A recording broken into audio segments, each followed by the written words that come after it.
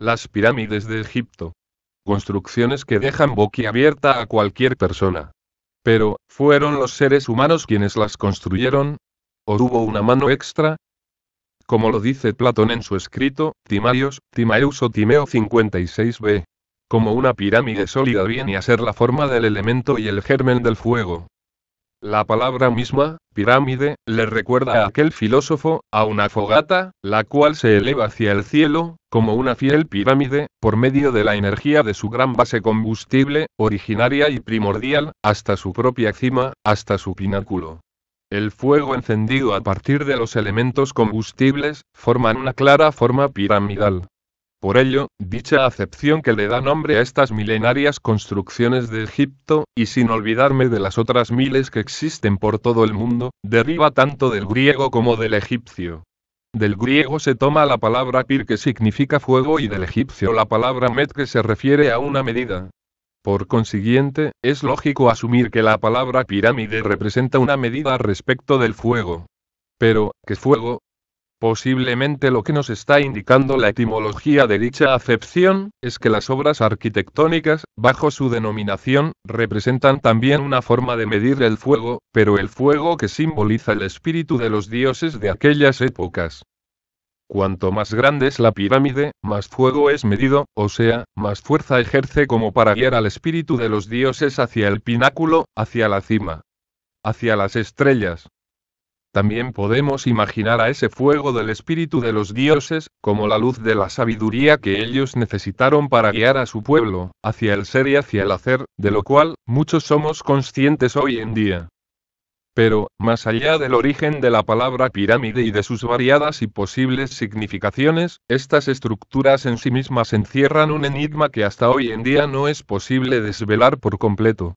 El solo pensar que se debían mover miles de bloques de granito, por pirámide, pesando cada uno de ellos, desde 2 hasta 20 toneladas aproximadamente, nos hace imaginar las más variadas técnicas de construcción que podrían haber empleado, e incluso, algunos van más allá con su imaginación, y se les ocurre proponer la idea de que seres de otros mundos, fueron los verdaderos arquitectos y maestros de dichas construcciones, y también los que proveyeron la tecnología, de manera tal, de que los hombres destinados a las construcciones de dichas monumentales creaciones, les fuera mucho más fácil su trabajo. En primer lugar, mi opinión personal respecto de todos y cada uno de los monumentos construidos sobre la faz de la Tierra, fueron imaginación y obra del propio ser humano, y no de una ayuda extraterrestre, como proponen los teóricos de los alienígenas ancestrales, ya que la sola idea de relegarles a aquellos, tan fascinantes construcciones, no hace más que restarle importancia, además de desvalorizar el gigantesco esfuerzo, físico, mental y espiritual, que han realizado incontables personas para que estas moles arquitectónicas tuvieran un lugar, y luego de mucho tiempo, las estemos contemplando hoy en día. Pienso yo, que el ser humano tiende a empequeñecerse ante lo que no comprende o ante lo que no puede sobrepasar con sus brazos alzados en dirección al cielo.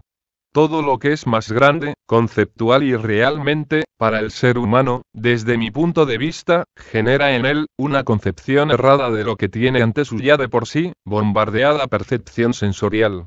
Como sabemos, el ser humano, a veces es presa de ese gran fenómeno monstruoso que es el miedo, ya sea innato o inducido, quien, ante lo que no conoce y ante lo que lo supera, ya sea un determinado problema, o un objeto de la vida real, o la adversidad misma, tiende a contraer su conciencia y ser reactivo, en lugar de ampliar su estado consciente y ser proactivo.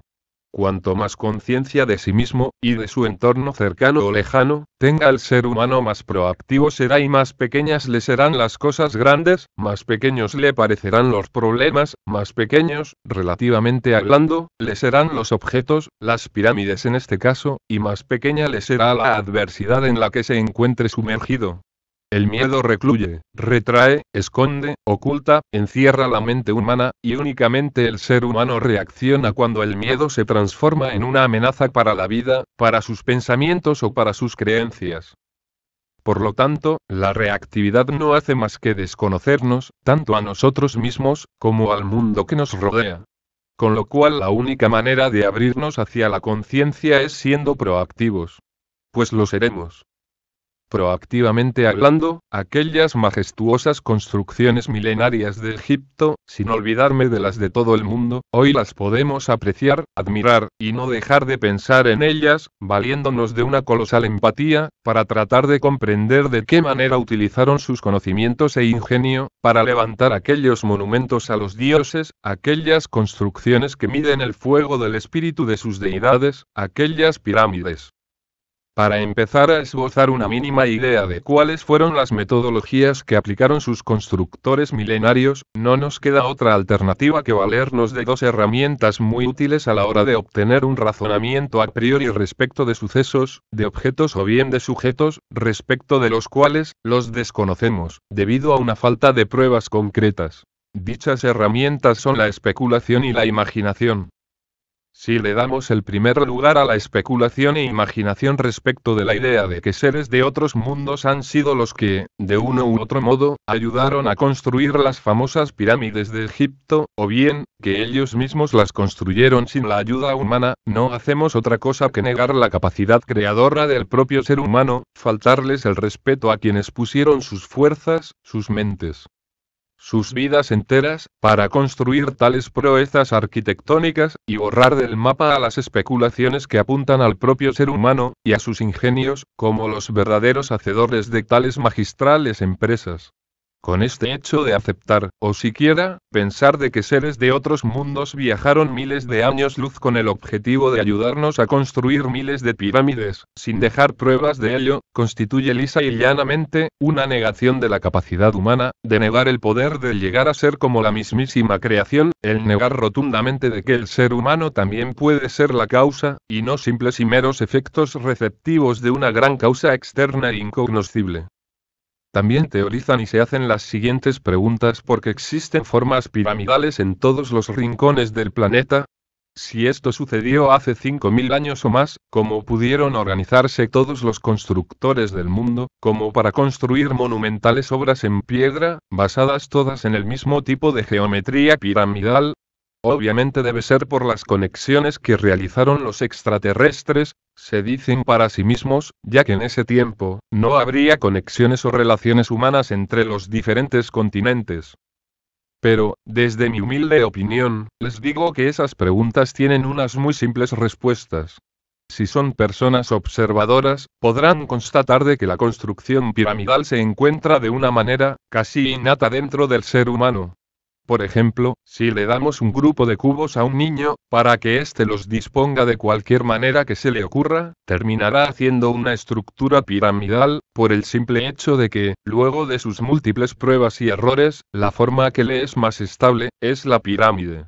Incluso, las montañas no se desmoronan ya que la mismísima naturaleza las construye con forma piramidal.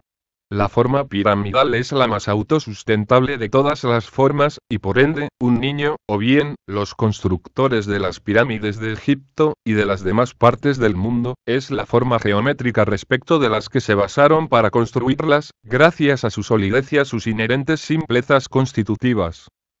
Por tales motivos, y siempre desde mi perspectiva, los viajeros ancestrales de otros mundos, no tuvieron nada que ver en ninguna de las construcciones por las que el ser humano ha hecho tantos esfuerzos en crearlas. Y por la misma razón de que el ser humano cree que existe un Dios externo a sí mismo, también cree que existieron entes externos a los constructores de las pirámides de Egipto. Desgraciadamente, es constante histórico de que el ser humano trate de reemplazarse a sí mismo, por entes externos, llamémosle dioses o extraterrestres, cuando su uso de razón no puede darle una rápida explicación a los eventos, objetos o sujetos que no logra entender. En consecuencia, desde mi perspectiva escéptica respecto del tema extraterrestre, el ser humano es el ganador absoluto de las medallas de oro que representan su propia evolución histórica, social y personal. No ha existido un ser más gigante y poderoso que el ser humano, el cual ha logrado, para bien y a veces para mal, modificar su propio entorno, con el simple hecho de perseguir sus metas hasta hacerlas una realidad, sin importar el tiempo que pase para llegar a ellas. Las metas son todas alcanzables, porque si no, no serían metas, para pasar a ser simples caminos sin un final alcanzable. Para el ser humano todos los caminos tienen metas y solo el tiempo y la razón determinan cuándo es el momento de alcanzarlas y no un ente o deidad externo a él.